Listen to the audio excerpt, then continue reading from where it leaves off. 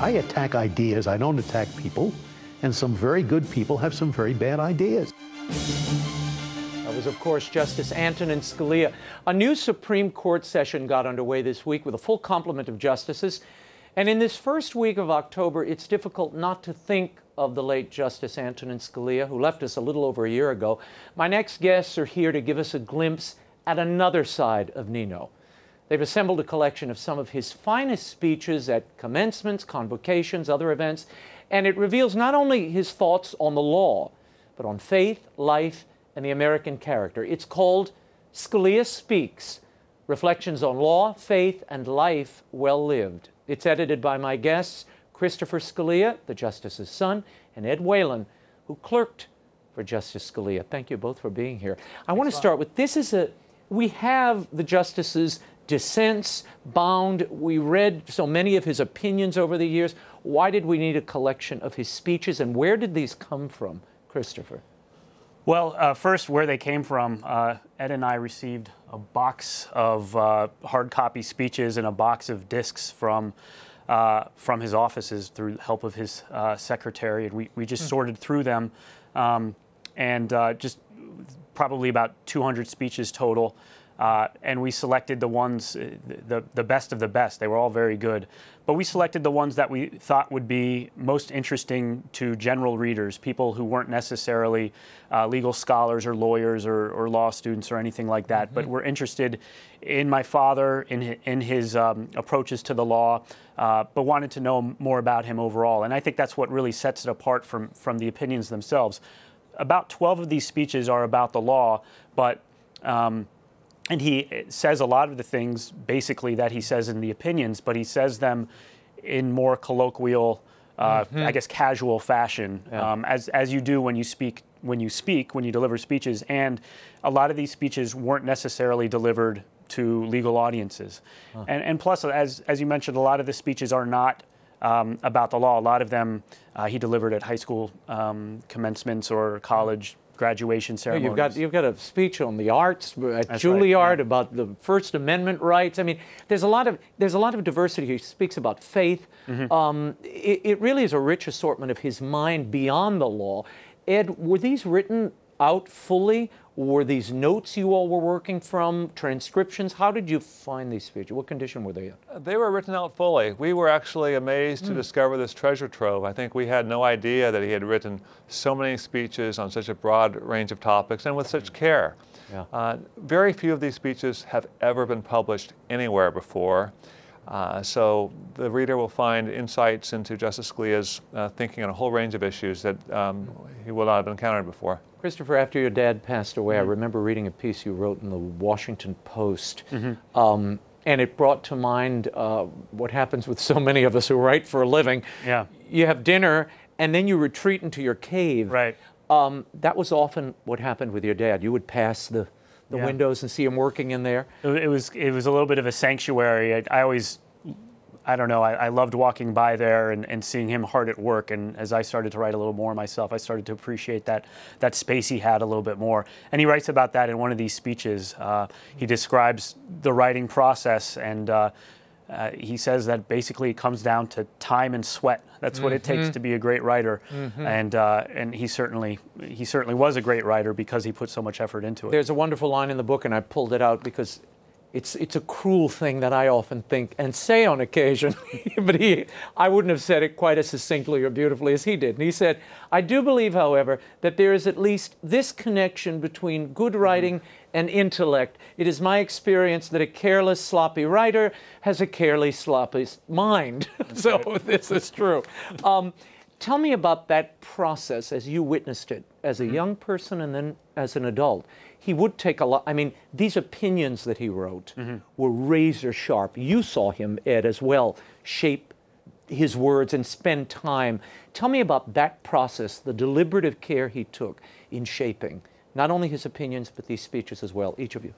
Well, sure, I could. You'd be in his chambers and you could actually see him sort of physically thinking with his face contorting as he's trying to get just the right phrase, and then the aha moment when he figures out just how he wants to say something. No, for him, as I think for any good writer, writing is hard work. Every word matters, and the whole process of writing is one of thinking through very carefully what you're saying. So he savored that process. He didn't particularly enjoy it, but he enjoyed what came out of it, and worked very hard at it. What's the Dorothy Parker line? I love to have written, I hate to write. Yeah, exactly. I should put that above my office.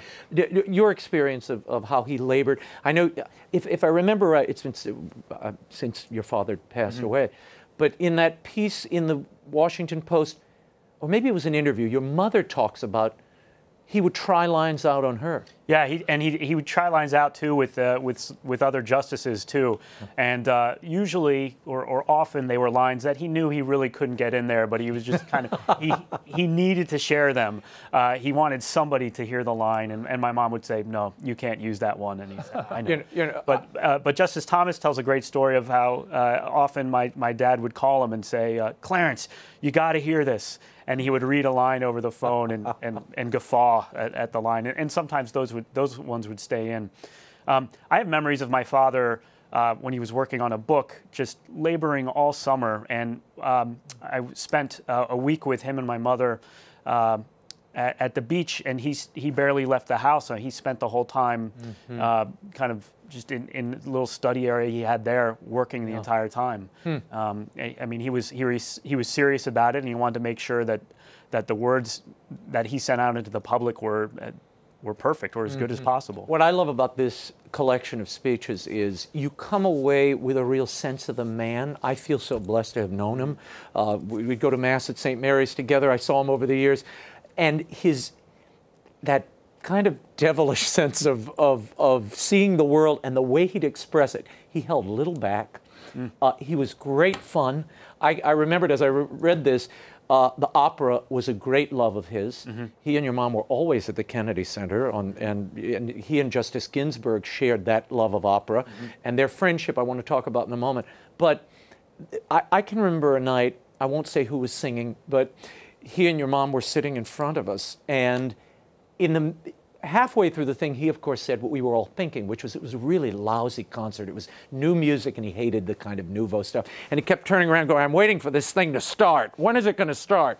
Well, then at the end, these two singers came out and did these Neapolitan kind of love songs, and then he said, "Finally, we get a performance." And then he's applauding. So it just captured, that moment always captures kind of his spirit. Yeah. And he was tapping along and having such a great time. Tell me about that connection, because that was the glue that held he and Ruth Bader Ginsburg together. I mean, they had a friendship, but the opera, the shared love of opera really held them together. And in the book, you all allude, in her introduction, Ruth Bader Ginsburg alludes to his closeness to Justice Kagan, Sotomayor, Ginsburg, people who he didn't agree with on very much, but they were very close friends. Is that missing from the court in his absence?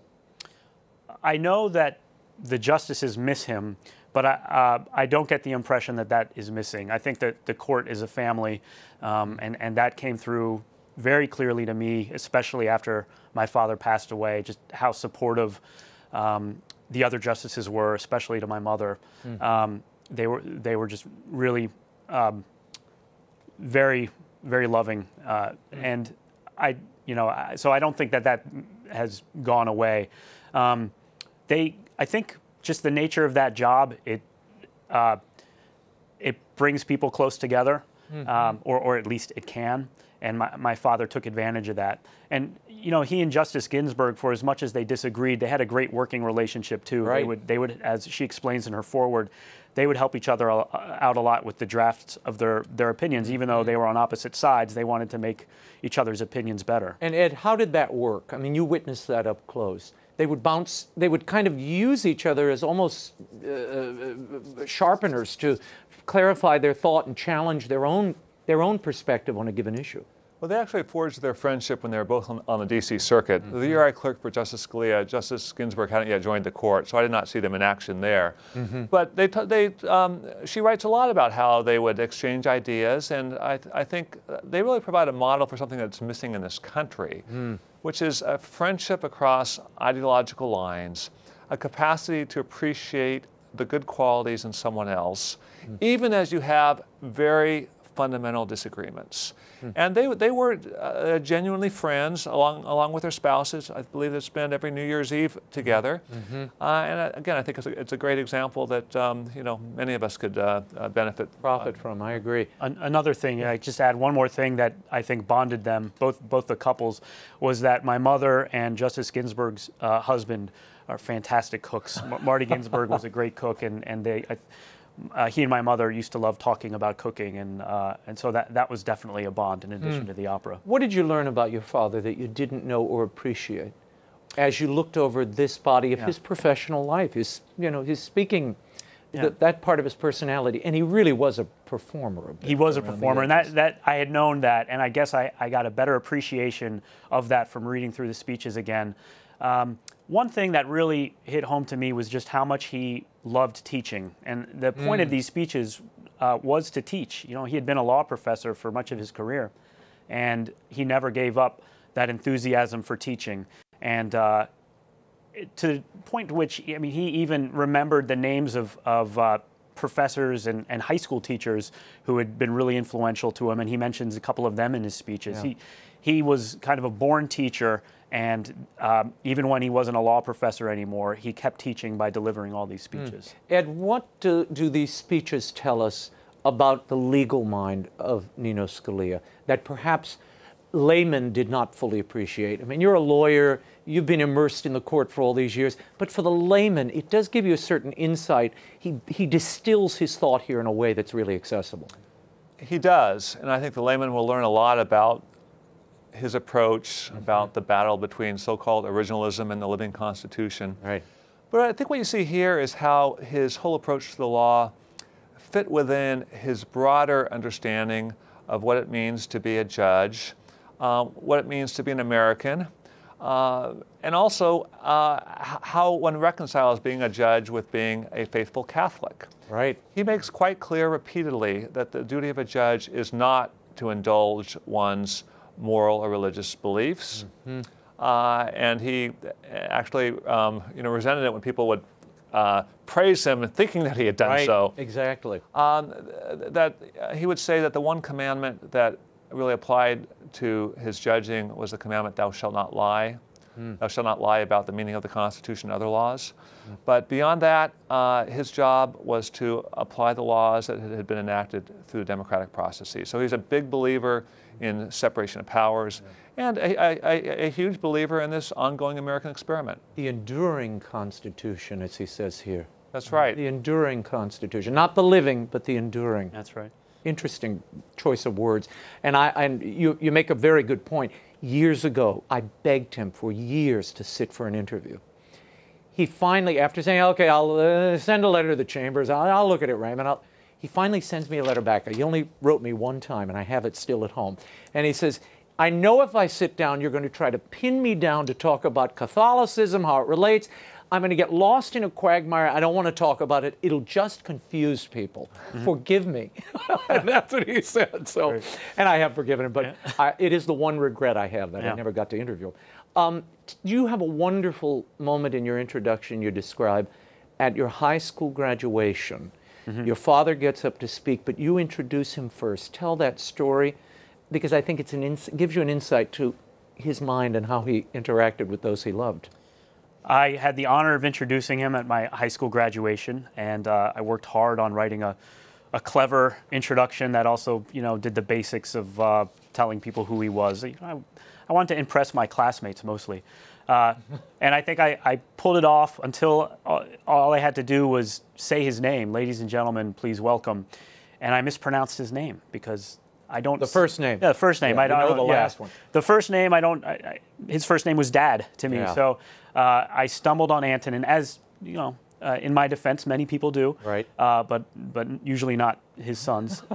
And so I said something like Antonin, and it was terrible. And I was very embarrassed, and I shook his hands, and he began speaking, and he said something like, "Thank you very much," and then he looked at a piece of paper as if to remind himself who I was. And I don't know if that if he had planned on doing that or if that was a response to my own gaffe or what, but it was pretty funny. I love in the book, you talk about the stump speech. There was a stump speech that he would give with regularity, and he'd vary it and play around it, but you could not find a written version of that because he didn't carry one. Tell us what he did carry around. He carried a one-page outline that had about 50 words on it that looks like you might have scrawled it on a napkin on an airplane. And this was the page he insisted on having with him whenever he would give this speech. Even though you look at it and say, what sort of guideline is this? At some point it says, there ought to be a law, for example. Cue sheet. It's a cue sheet, so he knows the rest of the thought. And I think it just triggered so many associations in his mind. Over the years, he just knew that that one thing will lead to another. Again, I think it's like a jazz musician riffing on a theme. I'm sure there were countless variations over the years, very few of which have been recorded. It worked for him, and it's wonderful to have this very short outline. There's a line that I came across in the book that I loved, where he says, the enduring quality of saying the right thing at the wrong time is the secret to my popularity, which is perfect. What do people miss or get wrong about your father that they might correct in reading this book? I don't know if they necessarily get this aspect wrong, but I think that people think they kind of know the basics of his approach to interpreting the law, but these speeches give him the opportunity to explain things in more detail than blurbs from an opinion do. And I think that's how most people are familiar with him, just kind of a scathing dissent here and there. In these, especially the legal speeches, he lays things out so clearly, so reasonably, that I think most people who are familiar with him are missing out on the details and the systematic nature of these speeches. Ed? I think his admirers and his detractors have different misconceptions. So this book will sort all of those out. Yeah, no, I was fascinated by it and found it really insightful. And I, having known him and read so many of the decisions, you come away with a fuller appreciation of the man. Yeah. It's the difference between a razor and a butter knife. This is the butter knife, and I like that as well. Thank you both for being here. Thank you very much. Fantastic book. Scalia Speaks, Reflections on Law, Faith, and Life Well Lived is available now at bookstores everywhere. Thanks again for being here, both of you.